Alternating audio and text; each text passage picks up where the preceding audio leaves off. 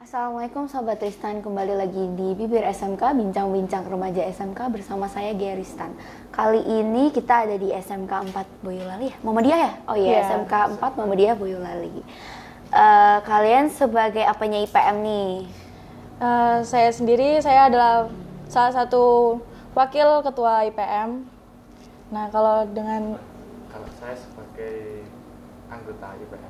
Anggotanya, kalian sebagai IPM di sini tuh menurut kalian enak gak? Ya, termasuknya asik. Asik apa tuh yang bikin asik tuh? Ya, karena di sini kita kan IPM. IPM itu kalau di Muhammadiyah dia IPM, tapi kalau di negeri dia kayak OSIS. Jadi kalau di sini tuh kayak menjalin kekeluargaannya tuh ada gitu. Ada rasa solidaritasnya itu lebih dari beda kayak di kelas kayak gitu. Oke, kalau IPM itu dia gabungannya maksudnya bukan antar kelas ya, gabungannya antar angkatan gitu nggak? Misalkan kayak kelas 11 sama kelas 12-nya digabung gitu jadi satu, atau kelas 12 ke kelas 12 aja gitu, atau gimana? Enggak, itu digabung jadi satu. Jadi ada tingkatan 1, tingkatan 2, tingkatan 3. Nah, itu nanti pada saat menjalankan event tetap kerjanya itu sama-sama terus. Oh gitu. Berapa anggota kalau IPM? Kalau sekarang sekitaran 50 ada. 50? Wow, banyak banget ya. Ada ya? Ada. Wah, itu dibagi per seksi gitu ya? Iya. Oke. Visi misinya IPM di sekolah ini apa? Dia kayak visi misinya tuh kayak menjalin solidaritas kebersamaan, sama ya kayak menjalin majunya sekolah SMK Muhammadiyah 04 Boyolali itu untuk menjadi lebih bagus lagi ke depannya. Ya, intinya seperti itulah, Mbak. Intinya kayak gitu. Iya, intinya gitu. Kesan suka dan dukanya sebagai anggota IPM, terutama ketua OSIS nih apa? Saya OSIS. wakil. Oh, wakil? Iya, saya wakilnya. Ketuanya nggak ada nih? Ketuanya lagi ada urusan. Oke. Boleh kasih tahu? Untuk suka dukanya tuh kayak dari sukanya dulu ya. Dari sukanya tuh kita bisa sharing, berbagi cerita, terus kayak pengalamannya tuh banyak, kayak bisa keluar sekolahan, bisa dalam sekolahan juga. Terus kalau untuk dukanya tuh ya kayak lebih ke pendapat, kalau kita ada rapat atau apapun gitu, kadang kita berbeda pendapat, jadi kayak susah untuk mengambilnya gitu. Iya. Gimana tuh kalian, sikap yang kalian ambil kalau ada yang berbeda pendapat di organisasi kalian? Dia kayak kita kumpulkan dulu semua pendapat. Kalau misalnya kita ambil jalan tengahnya, iya nggak sih Mas? Ya, kayak kita ngambil jalan tengahnya aja. Jadi kita kumpulkan semua pendapat dari seluruh anggota, kita kumpulkan jalanan terbaik di tengahnya itu seperti apa. Oh begitu, sama dari Masnya juga begitu.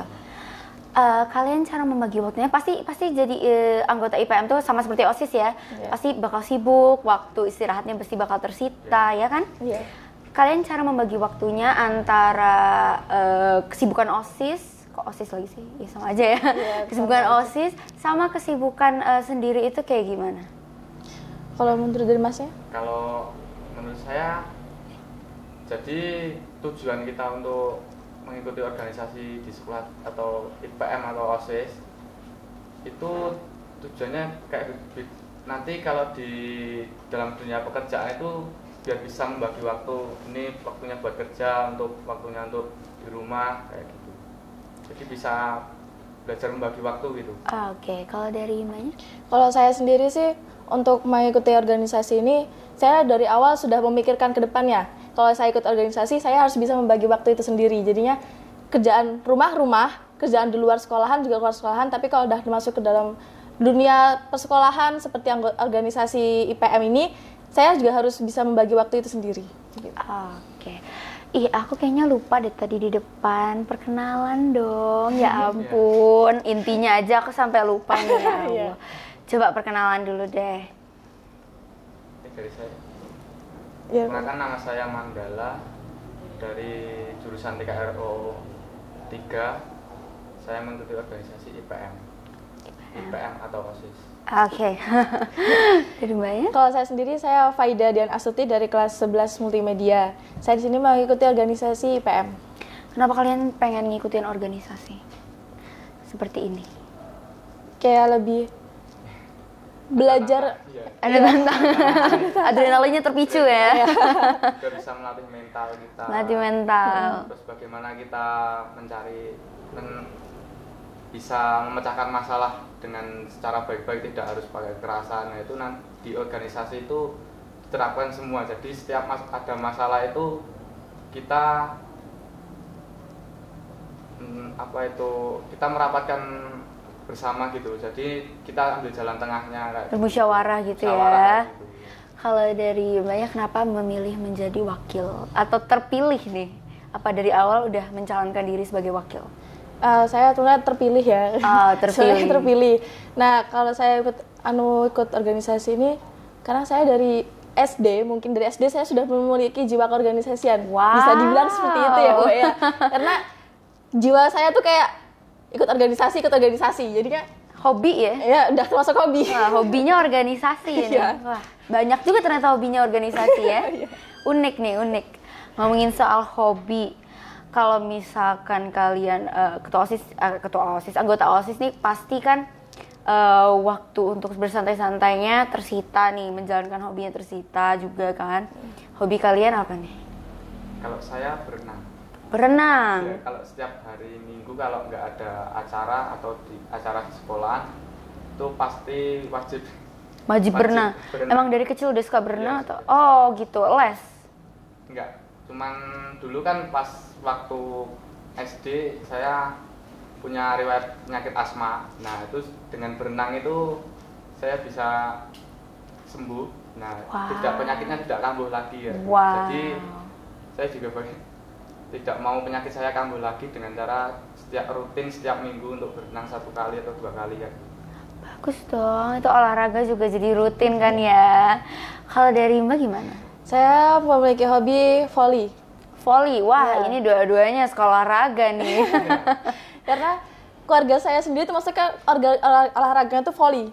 Oh. Dari bapak, ibu, itu semuanya udah volley. Jadinya mungkin dari keturunan ya, jadinya udah pengen Udah. aja volley gitu. Wah, udah hobinya berorganisasi, berolahraga pula. Waduh, ini ngeri banget nih. Kalian cara menghadapi masalahnya masing-masing ya ini ya, pendapat masing-masing. Cara menghadapi masalah seperti kayak bullying atau mungkin ada tawuran. Kalau tawuran antar sekolah tuh pasti seperti kayak anggota-anggota OSIS kayak gitu pasti ikut dipanggil sama sekolah kan. Cara kalian menghadapi masalah seperti itu kayak gimana? Sewaktu jangan sampai jangan sampai ada masalah kayak gini. Itu kalian cara menghadapinya gimana? Kalau untuk saya sendiri sih, kalau masuknya kayak tawuran antar sekolah gitu, kan kalau misalnya ada masalah antar sekolah, kita bicarakan dengan cara keluargaan terlebih dahulu, jangan menggunakan kekerasan, karena kekerasan itu masuknya tindak kriminal kan. Iya. Jadi nggak bagus banget buat anak sekolahan kayak kita masih remaja-remaja udah masuk tawuran, dunia tawuran tuh udah nggak enak banget gitu Aneh loh. gitu ya. Iya. Ya menurutnya sih itu sih. Itu kalau dari Mas gimana?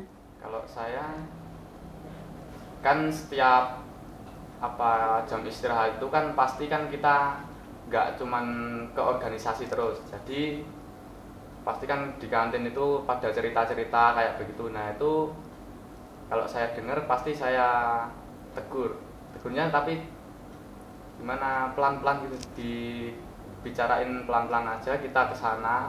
Nah itu maunya gimana, nah itu kalau bisa kita cari jalan damainya aja. Begitu, berarti sama aja dimusyawarahin gitu ya. Peran IPM bagi sekolah itu seperti apa sih? Peran IPM Seperti kalau di SMK negeri itu seperti OSIS kan. Jadi menjalankan event-event sekolah. Begitu.